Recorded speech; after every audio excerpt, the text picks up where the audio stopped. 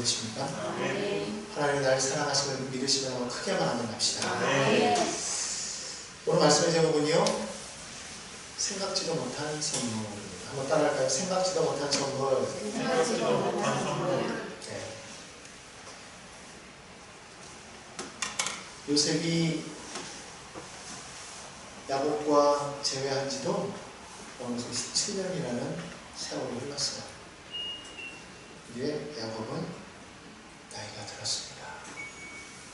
그리고 병이 들었어요. 근데 나이가 들면 이제 기력이 다 쇠하기 때문에 그래서 병이 드는데 야곱도 마찬가지다라는 것이죠.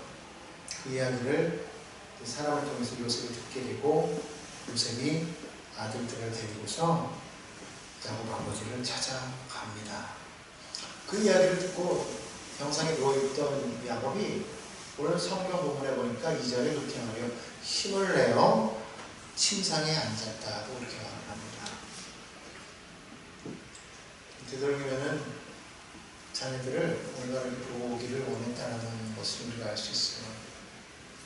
근데 그렇게 만나자마자 이 야곱이 요셉에게 지난날 루스에서 만난 하나님께서 자신에게 전해준 그 말을 다시 한번 이야기를 합니다. 4절이죠. 한번 볼까요?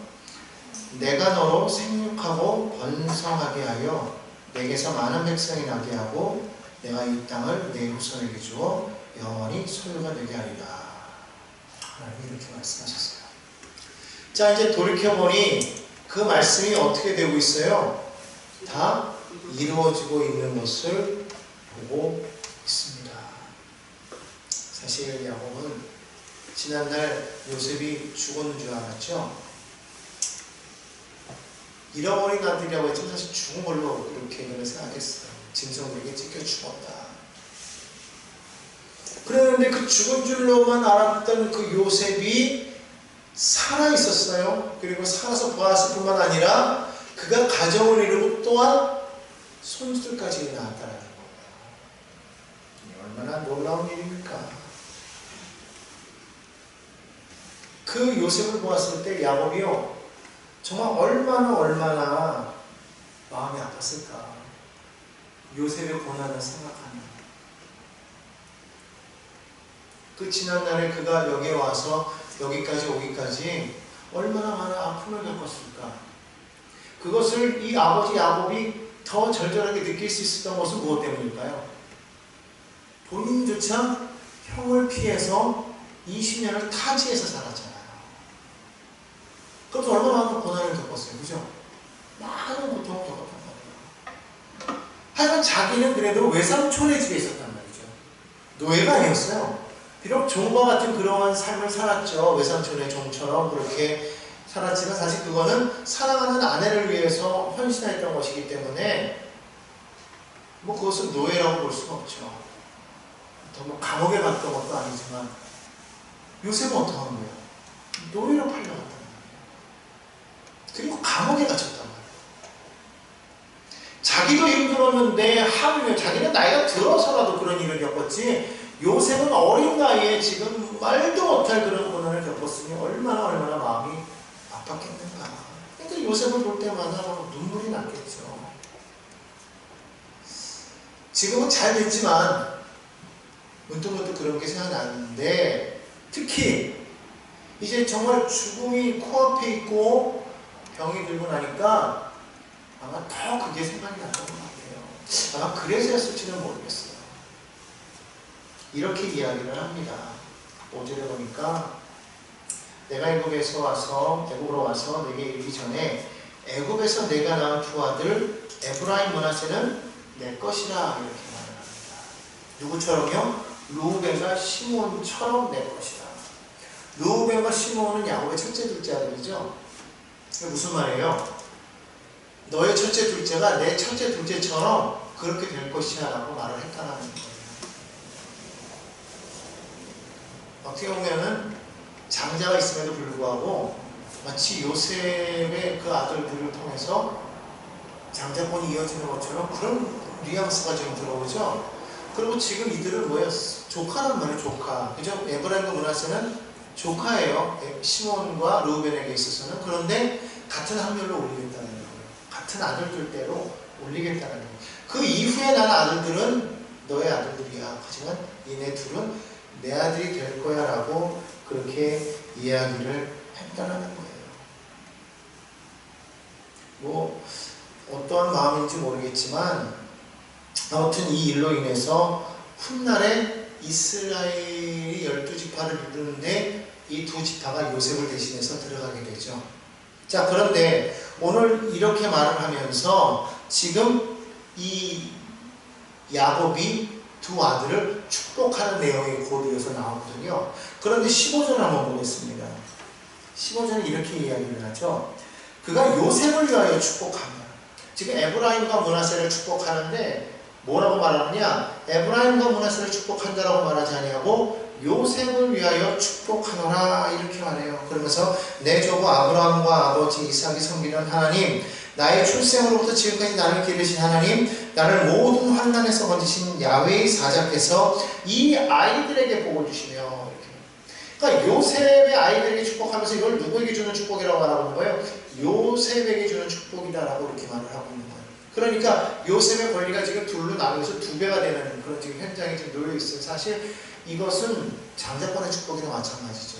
두 몫을 주는 것이기 때문에 두 아이들에게 지금 이렇게 축복을 하는 거예요. 그러면서 뭐라고 말합니까? 이들로 내 이름과 내 조상 아브라함과 이삭의 이름으로 칭하게 하시오며, 아브라함의 하나님, 이삭의 하나님, 야곱의 하나님, 그리고 이들의 하나님 되는 거예요. 이들이 어디에 포함되는? 12지파에 포함되는 거예요. 어느 누구 하나, 요셉의 하나님이 아니라, 르우벤의 하나님이 아니라, 유다의 하나님이 아니라 이들의 하나님이 되는 거예요. 거기에 누가 다 들어가는 거예요? 야곱의 12아들이 다 들어가요.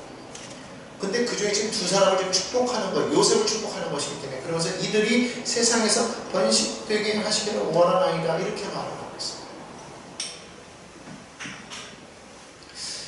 여러분 이 보십시오. 이스라엘의 아버지 그러니까 야곱의 아버지 이삭, 그 위에 아브라함이 이렇게 있어요.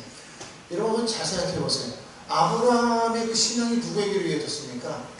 이삭에게로 이어졌어요. 여러분 아브라함에게 자식이 하나만 있었던 게 아니죠. 이스마엘이 있었고요. 그리고 이삭이 나온 거예요. 근데 이스마엘은 다툼으로 해서 떠나보냈어요. 물론 다 돌볼 수 있도록 잘 살아갈 수 있도록 챙겨서 보냈겠죠. 그래서 큰 민족을 이루게 되죠. 그러고 난 다음에 아브라함의 아내가 죽고 난 다음에 후손을 얻어요. 그두라를 통해서 또 6명의 자녀들이 나와요. 그 자녀들을 어떻게 합니까? 어느 정도 컸을 때 다 살림을 주어서 재산을 띄어서 동방으로 내보낸단 말이에요. 그러니까 다 독립을 시켰단 말이에요. 그리고 누구? 이삭을 통해서만 그 하나님께서 아브라함에 주신 그 유업이 이어졌단 말이죠. 그리고 그 이삭을 통해서 이제 누가 나와요? 두 아들이 나왔어요. 하나는 에서고 하나는 야곱이 나왔다. 둘이 쌍둥이야. 똑같아. 성격이 좀 다를 뿐이지 똑같단 말이죠. 그런데 그 유업이 누구에게로 이어지는 거예요? 야곱에게로 이어집니다. 에서도 아니고, 에서는 어디 갔어요? 또 역시 마찬가지로 세일 지방으로 내려가죠. 내려간단 말이에요. 가나안 땅에 머물지 않았어요. 아버지를 떠났어요. 독립했다라는 말이죠. 야곱만 떨어져 나갔었다가 우여곡절을 겪고 지금 다시 고향으로 돌아온 거예요. 고향으로 돌아와서 아버지로 인해서 그 유업을 받고, 물론 떠날 때 이미 축복을 받았지만, 그리고 나서 같이 형제가 아버지를 장사하지만 그 이후에 각자 떨어져 산단 말이죠. 이제 그 유업은 이삭을 통해서 누구에게 이어진 거예요? 야곱에게 이어졌단 말이에요. 자, 그런데 성경을 보면 그 다음은 야곱 다음에 요셉으로 이어지는 것이 아니라는 거예요. 분명히 복은 지금 어떻게 보면 축복은 요셉을 많이 받고 있는데, 그러나 아브라함, 이삭, 야곱까지는 나오는데 그 다음에 12지파로 넘어가더라는 것이죠. 어떻게 이렇게 된 것인가? 사실 야곱에게는 자기 아버지나 할아버지 때보다도 자녀가 더 많았단 말이에요. 12명이나. 뭐 유업을 이어갈 만한 아들들은 고를 수가 있었어요. 그런데 성경을 우리가 지금 읽어보면서 보았지만 유업을 이어갈 만한 자녀가 있었나요? 없었나요? 없었단 말이에요. 없었어요. 왜? 잠자였던 루벤, 서로 비너가 통과하는 시몬과 레위는 여동생 일로 인해 가지고 세겜 쪽에 남자들을 무자비하게 살해하는 그러한 일이 있어요. 그 다음은 유다인데, 유다는 며느리와 부적절한 관계가 되어버렸죠. 물론 본인의 고의성은 아니었지만 어쨌든 그랬던 거예요. 자, 그런 식으로 계속 내려가다 보니까 정실이었던 레아에게서 나온 네 자녀들이, 처음에 낳았던 네 자녀들이 거짓 이거는 믿음을 이어갈 수 있는 그런 모습이 아니었다는 것이죠. 더군다나 우리 사랑했던 요셉을 지금 어떻게 해요? 형제들이 다 공모해가지고 팔아먹고 있잖아요. 어느 누구 하나 마땅한 사람이 없어. 그렇다면 요셉이어야 되는데, 문제는 요셉은 지금 애국으로 내려갔어요. 그리고 요셉을 통해서 애국 제사장의 딸과 결혼해서 자녀를 낳았단 말이죠. 어떻게 보면 요셉이 그 모든 것을 이어가야만 할 것 같은데, 그래서 요셉에게 초점이 맞춰져야 될 것 같은데, 지금 여기서 야곱이 어떻게 해버리는 거예요? 딱 끊어버렸어요. 요셉 대신에 누구를 집어넣어요? 에브라임과 므낫세를 집어넣어요. 요셉을 축복하는데 대신 누구를 올리는 거예요? 에브라임과 므낫세를 올리는 거예요. 이게 요셉 지파는 둘로 쪼개집니다. 요셉이라는 이름은 없어져요. 뭘로 올라가는 겁니까? 에브라임과 므낫세가 올라가요. 그러면서 12지파의 근간을 이루어갑니다. 자, 그런데 이게 그냥 평상시대로 살았으면은 흩어져서 살 수 있었을 텐데, 이들이 지금까지 흩어지지 못했던 이유를 지난주에 제가 뭐라고 그랬었죠? 요셉을 팔아버림으로 인해서 그것 때문에 야곱이 엄청난 슬픔 가운데 있었다고 그랬어요. 그렇죠? 그러다 보니까 자녀들이 차마 아버지를 떠날 수 없는 그런 상황이 된 거예요. 왜? 죄책감도 있고. 괜히 자기들이 떠났다가 아버지가 어떤 일을 당할지 모르니까 이러지도 저러지도 못한 상황에서 그냥 모여서 한 것이 아니었겠는가? 그런 생각이 든다는 것이죠. 자, 그러다가 흉년이 다가왔어요. 그리고 요셉을 만나게 되죠. 우여곡절 끝에 지금 가족들이 다 지금 어디로 왔습니까? 애굽으로 내려오게 되는 거예요. 그리고 애굽의 고센이라는 땅을 부여받아서 그곳에서 정착하게 됩니다. 모든 식구가 다 함께 한 자리에. 흩어질 수가 없는 거예요. 그냥 거기에서 그들이 쭉 함께 성장하게 되었다는 거예요.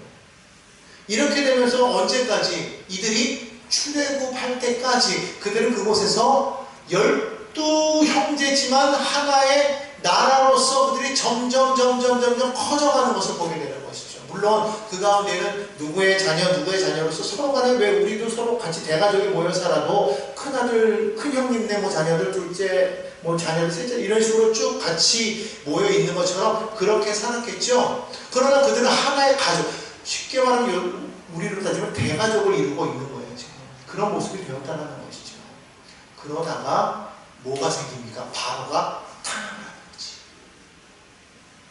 이 바로의 탄압으로 인해서 그들이 하나로 묶이게 되는데 그 중심에 뭐가 있는 거예요? 출애굽기 나중에 보겠지만 하나님의 언약을 그들이 붙잡게 되는 거예요. 하나님을 찾게 되는 거예요. 모두가 다 하나가 되어서 하나님께 부르짖게 되더라는 것이죠. 하나의 공동체로서의 그런 의식이 형성되는 과정이 지금 거기서 생겨나고 있어요. 누구를 중심으로? 하나님을 중심으로. 하나님의 언약을 붙잡은 그런 공동체가 되어서 하나님께서 아브라함, 이삭, 야곱을 통해서 주신 그 언약이 어느 누구 형제 하나에게 이렇게 다 비춰진 것이 아니라 전체 그 12아들이 하나의 이스라엘이라는 공동체로 모이는 그곳에 모이는 모든 사람들 마음속에 심어졌다는 거죠. 그렇게 되면서 그들이 하나의 민족으로 애국을 탈출하게 됩니다. 누구의 인도함을 따라서? 하나님의 인도함을 따라서. 그리고 어디로 가게 됩니까? 약속의 땅 가나안으로 가게 되더라는 거예요. 결국 우리가 이것을 보면서 우리가 제일 처음 창세기로 넘어갔을 때 하나님께서 이 창세기 아니 성경 전체를 통해서 우리에게 말씀하고자 했던 것이 무엇이었을까? 무엇이었죠? 여러분 그 주제 혹시 기억하십니까? 그것은 바로 하나님의 나라예요. 하나님께서 이 성경을 통해서 그분이 지금 쭉 이루어 가고 있는 것이 무엇이냐면 하나님의 나라. 하나님의 나라. 하나님의 나라를 하나님께서 쭉 세워나가고 그것을 위해서 하나님께서는 이 땅을 세우셨을 때 첫 인류 아담을 통해서 그것을 이루어 나가려고 했지만 그러나 그것이 실패했단 말이죠. 하지만 하나님께서 실패했다고 그냥 인류를 다 포기한 것이 아니라 그 가운데서 누구를 선택했습니까? 아브라함을 선택했어요. 그 아브라함을 통해서 다시 한번 약속을 주시면서 새로운 나라를 만들어가고 있는 그런 과정이었다라는 것이죠. 그것을 우리는 창세기를 통해서 보여주고 있는 거예요.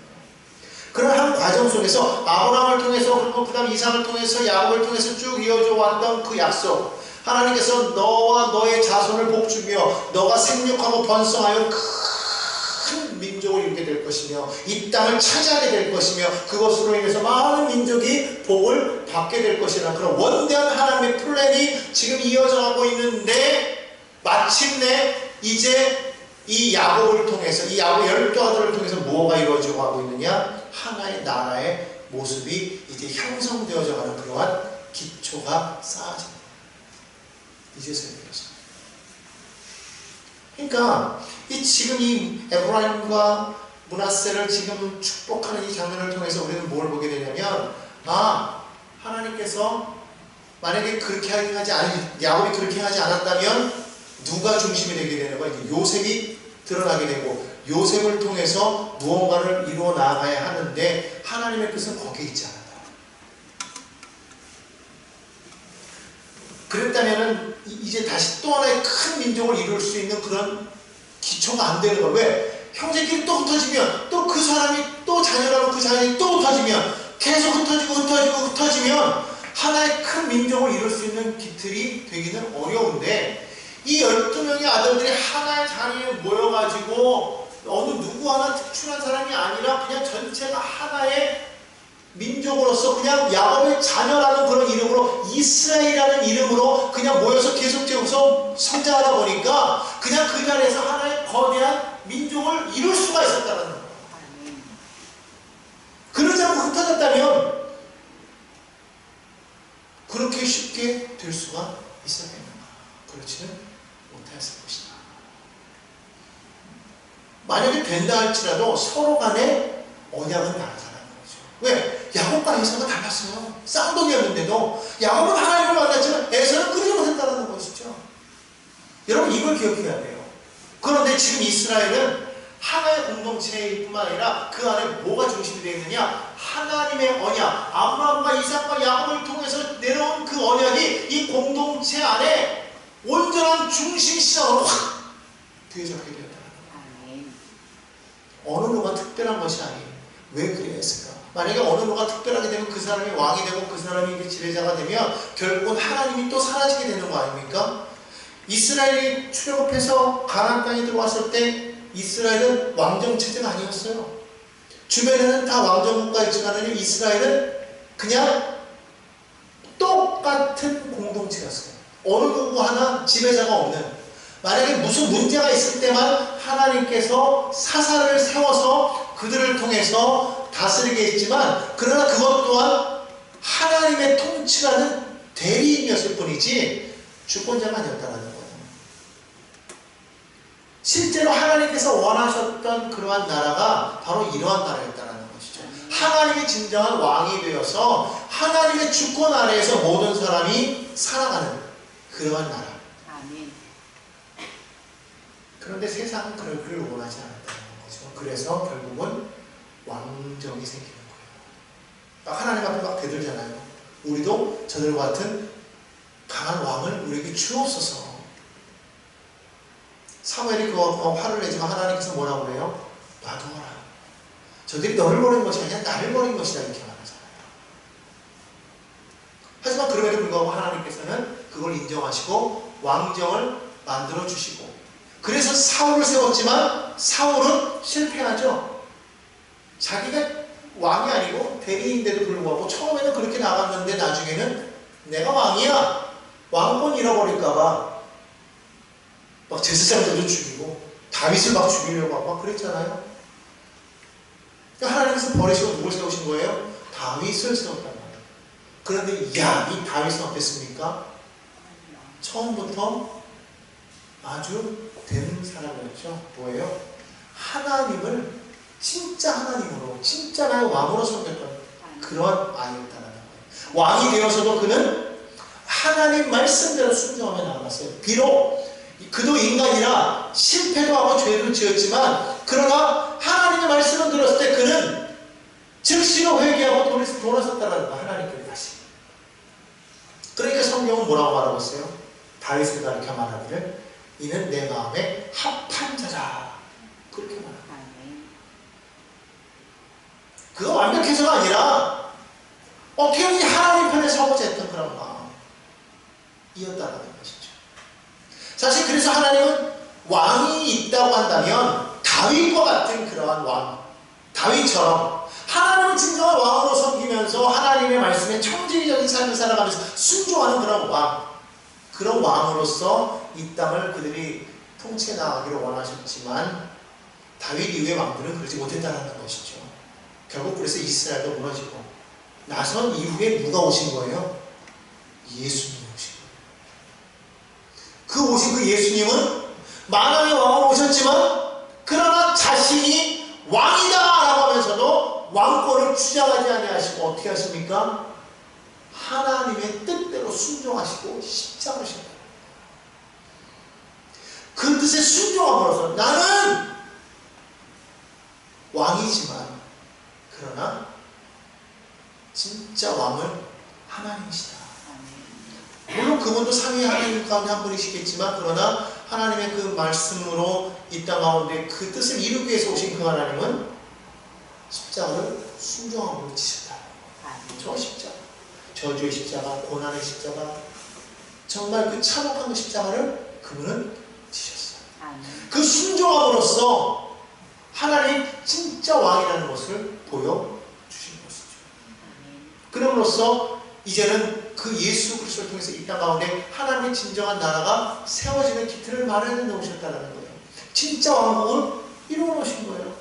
그래서 누구든지 그 예수 그리스도 안에서 우리는 사망의 나라에서 하나님의 생명의 나라로 옮김 바 되는 거예요. 근데 이 땅에는 지금 어떤 나라가 있는 거예요? 사망의 나라가 있고 생명의 나라가 있고.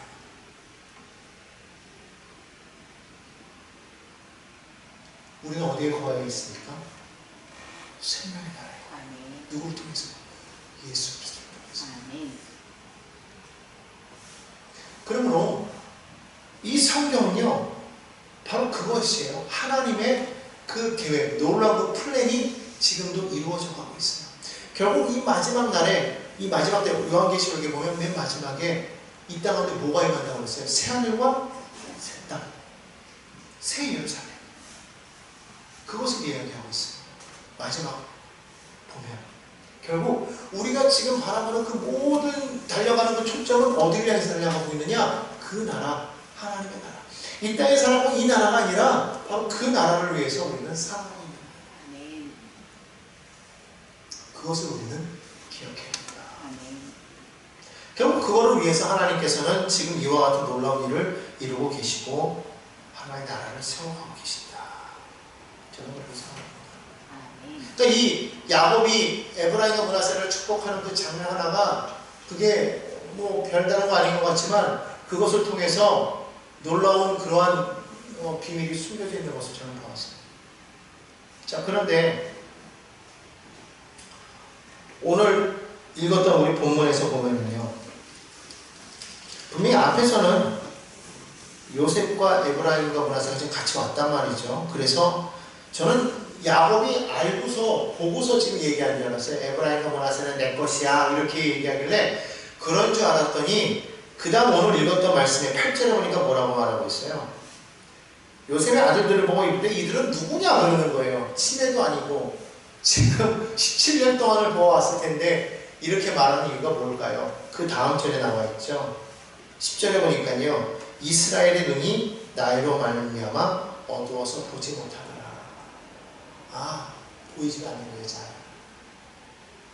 예전에 이삭이 눈이 어두워가지고 야곱과 에서를 구분하지 못하고 그냥 이게 몸을 만져보면서 이상하다. 목소리는 야곱인데 몸은 에서네 막 이랬잖아요.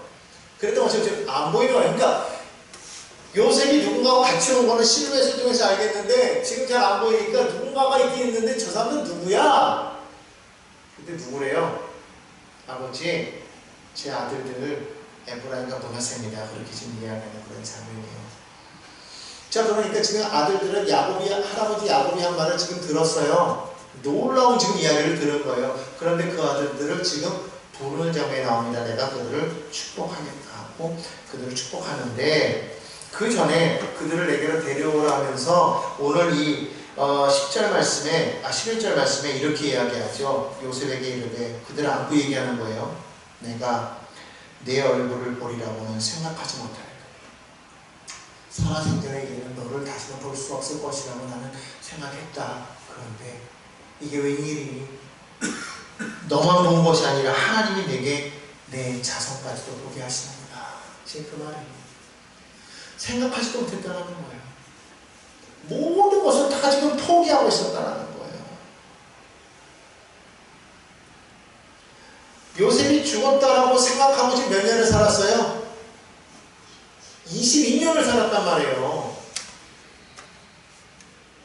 그래서 요셉 잊어버린 거 13년, 그리고 요셉이 총리되고 7년의 흉년, 그리고 나서 2년 흉년 만에 지금 만나보니까 9년을 더하니까 22년이잖아요. 22년 만에 만난 거예요. 그 22년 동안 솔직히 얼마나 마음이 무너졌겠어요. 야곱이 재산도 많아요. 아내도 많아요. 아들들도 많아요. 가족이 너무너무 많아요.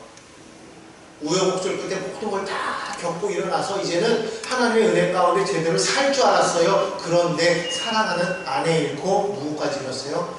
요셉까지 잃어버렸어요. 그거를 잃어버렸을 때 여러분 그 마음이 여러분 같으면 어떻겠어요? 여러분 같으면 돈이 많고 뭐 명예도 많고 권세도 있는데 사랑하는 아내가 죽었다든지 아니면 사랑하는 자녀가 죽었다고 한다면 여러분 그게 다 쓸모가 있을까요? 전혀 위로가 안 될 거예요. 왜 부모가 먼저 돌아가시면 땅에 묻히면 자녀가 먼저 죽으면 가슴에 묻는다고 그러잖아요. 그 아픔이 쉽게 사라지겠습니까? 안 사라진다는 거죠. 22년이 지났다고 그것이 그 마음속에서 사라졌을까? 물론 희미해질 수는 있어요. 그 아픔과 고통은 희미해질 수 있어요. 하지만 여전히 그 마음 가운데 상처로 남아 있죠. 나무를 보고 나무를 딱 잘라보면요, 이 나무가 과거에 어떤 상처가 있는지 아닌지를 잘라보면 안 되잖아요. 그렇지 않으면 몰라. 왜냐면 계속적으로 그걸 자기가 덮어가지고 그걸 키워가니까 상처가 과거에 났어도 그 나중에 보면 이걸 막 이렇게 커가는 나무들을 이렇게 덮는단 말이죠. 그래서 그걸 잘라봐야 이 나무가 몇 년을 살았는지, 아, 이 나무 나이트를 보면서, 아, 요때 이런 상처가 있었네, 요때 아픔이 있었네, 그러지만, 나중에 보면 그 겉에 보면 몰라. 잘라보면 안단 말이에요. 사람도 그래요. 시간이 지나가면은요, 이게 희미해지니까, 아픔이 그때만큼 하진 않겠지. 근데 어느 순간 툭 잘랐을 때 상처가 딱 나온단 말이에요. 안단 말이에요. 야곱이 그런 인생 살았어요. 얼마나 힘들었겠어요. 얼마나 고통이었겠어요. 소망이 다 끊어져 버린 것이죠. 그 22년 동안 야곱은 슬픔과 애통 속에서 살았을 것이라는 것이죠. 그런데요, 그가 살 수 있었던 것은 무엇 때문이었을까요? 그 견디기 힘든 그 고통 속에서 그는 그 오랜 세월 동안 고난을 통해서 그는 누구를 만났기 때문에 여러분 이게 얼마나 중요한지 몰라요. 하나님을 만난 사람은요, 정말 견딜 수 없는 그런 고통을 당했을 때 그것을 이길 수 있는 힘이 있다는 거예요. 아멘. 소망이 있다는 거예요. 아멘. 보이는 것은요 이제 소망이 없어요. 근데 야곱은 그것으로 소망을 삼지 않았다는 거예요. 바울이 말하잖아요. 로마서 8장 24절에 보이는 소망이 소망이 아니라고 그랬어요. 보이는 것을 누가 말하겠느냐? 바울이 한 말이에요. 근데 대부분의 사람들은 뭘 갖고 소망을 가져요? 눈에 보이는 걸 가지고 소망을 갖는다는 거죠. 봐야 소망을 갖는 거예요. 도마도 그랬잖아요. 예수님 부활하셨어. 그러니까 안 믿어. 단체로 실성했네. 이 단체로 너무 슬프니까 단체로 헛것을 봤어. 나는 이성적인 사람이야. 이 사람들아. 내가 직접 내가 만나서 내가 그 손에 내가 그 못 잡는 손에 내가 손을 넣어보고 옆구리에 내가 그 참칠 옆구리에 손을 넣어보면 내가 믿겠다 그랬단 말이에요. 사람들이 다 그래요. 하나님이 어디 계시냐? 보여봐라 보여봐라. 하나님이 어떻게 보일 수가 있어요? 우리를 초월하신 하나님이신데 하나님을 만나려면요 3차원적으로는 볼 수가 없어요. 차원이 다르기 때문에 그 하나님을 쉽게 보여주신 것이 뭐예요? 말씀이라고. 성경 말하잖아요. 말씀이 육신이 돼서 이 땅에 왔다고 그랬잖아요. 그분이 누구예요? 예수님이란 말이에요. 그러니까 이 말씀은 곧 우리 말씀을 통해서 누구를 볼 수 있어요? 예수를 볼 수 있어요. 그러니까 실체를 보고 싶은가? 말씀을 보라 이거예요. 말씀을. 그때 당시에 태어났으면 예수님을 봤겠지만 지금은 우리가 그때 당시가 아니기 때문에 예수님을 못 본다고 뭘 통해서 볼 수 있느냐? 말씀을 볼 수 있는데 말씀을 통해서 그분을 우리가 깨달을 수 있는 방법은 뭐냐? 오직 성령의 조명하심으로 가능하다는 거예요. 그렇기 때문에 성령이 내 안에 오셔서 이 말씀을 깨닫게 하실 때 우리는 그 말씀 속에 있는 하나님을 만나게 된다는 것이죠.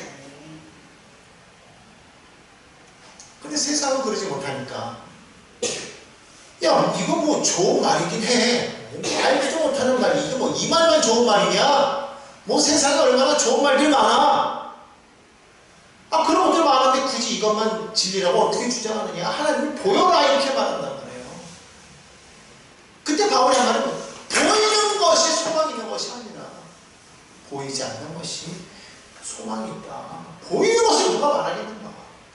그렇잖아요. 왜냐하면 보이는 것은 어때요? 유한하기 때문에 사라지는 것이기 때문에.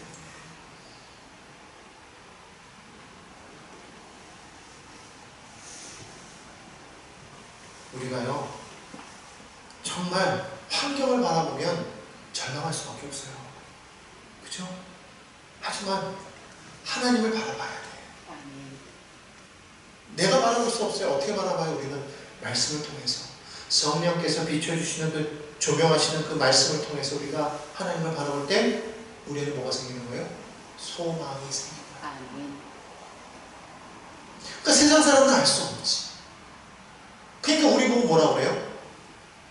예수 믿는 사람들은 다 미쳤어. 이렇게 말해요. 근데 우리는 미친 게 아니라 왜? 진리를 보았기 때문에. 진짜를 봤으니까. 성경은 뭐라고 말합니까?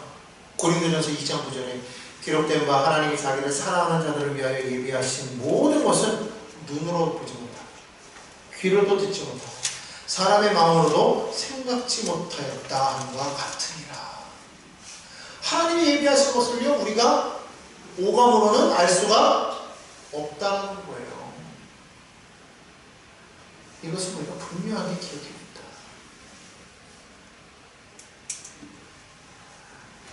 그런 처음으로 그 아픔의 순간이 지나가고 있었는데 놀랍게도 하나님께서는 그 복을 예비하고 계셨어요.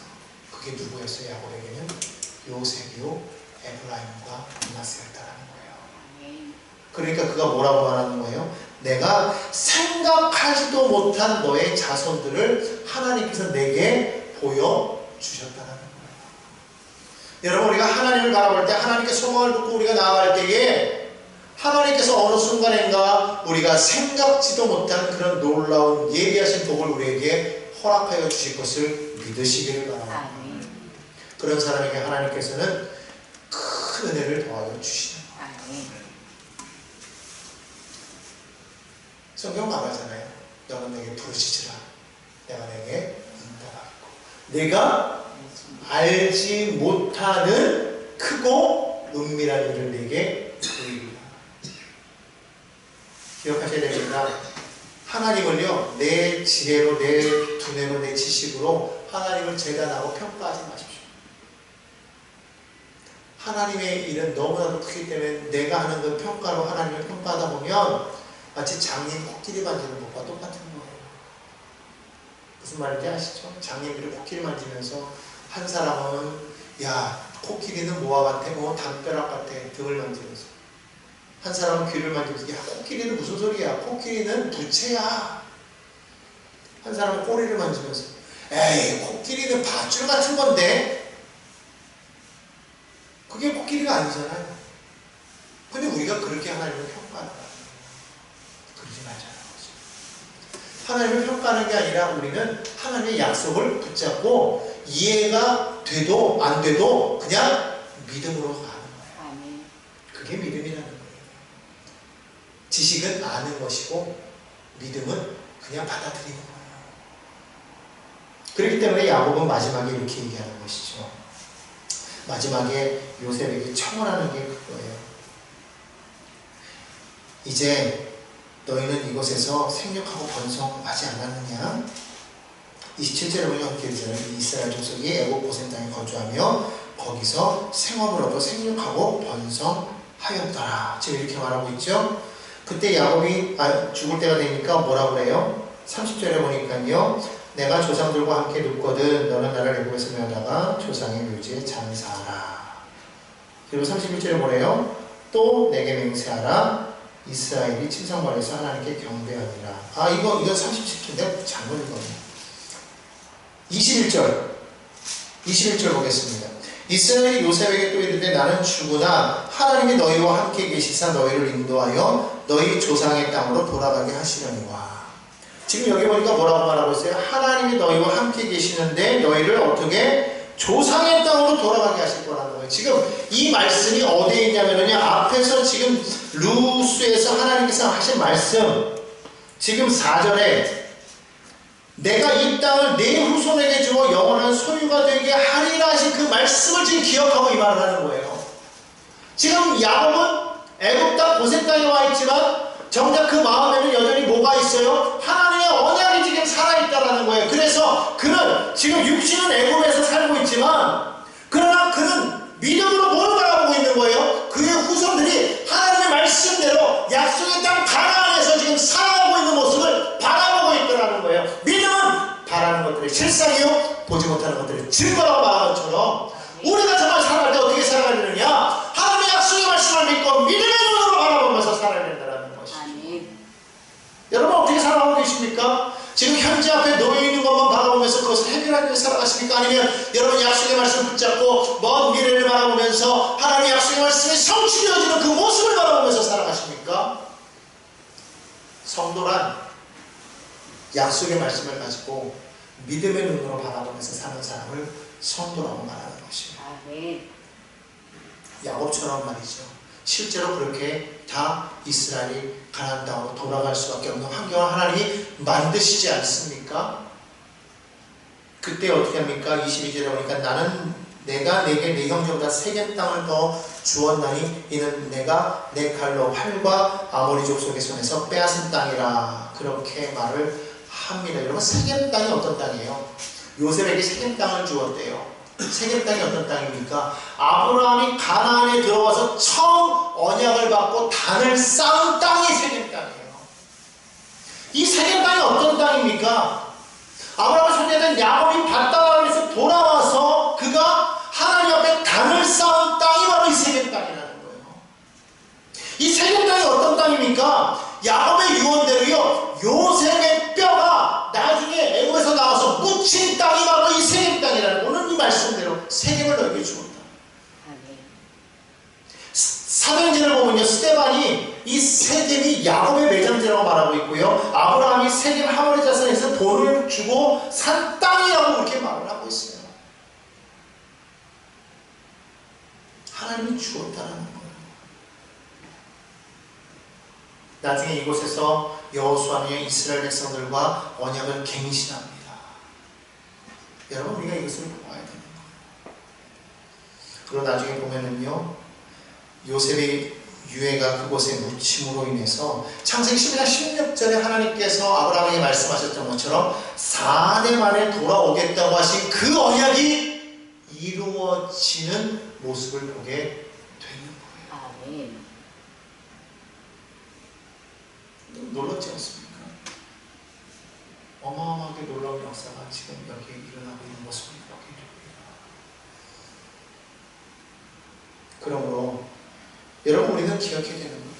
하나님의 백성은 누구냐? 언약을 붙잡고 살아가는 사람이다. 아멘. 언약을 붙잡고 살아갈 때에 비록 환경이 내가 원하는 대로 흘러가지 않는다고 할지라도 어느 순간인가 하나님께서는 그 약속하신 대로 이를 이루어 주시라는 거예요. 아멘. 그리고 내가 생각지도 못한 놀라운 축복을 얻게 되더라는 것이죠. 아멘. 오늘 여러분들은 어떻습니까? 야곱처럼 그런 슬픔의 고난의 삶을 살아가고 있습니까? 그런 상처가 여러분 마음 가운데 있습니까? 그럼에도 불구하고 여러분 하나님의 언약의 말씀을 꽉 부여잡으시기 바랍니다. 아멘. 그 십자가를 붙잡으시기 바랍니다. 아멘. 그럴 때 여러분의 삶에 하나님께서 예비하신 놀라운 복이 임하게 될 줄로 믿습니다. 아멘. 그와 같은 저와 여러분의 믿음의 삶이 되기를 예수님의 이름으로 축원합니다. 아멘. 전능하신 하나님 아버지, 은혜와 사랑을 진실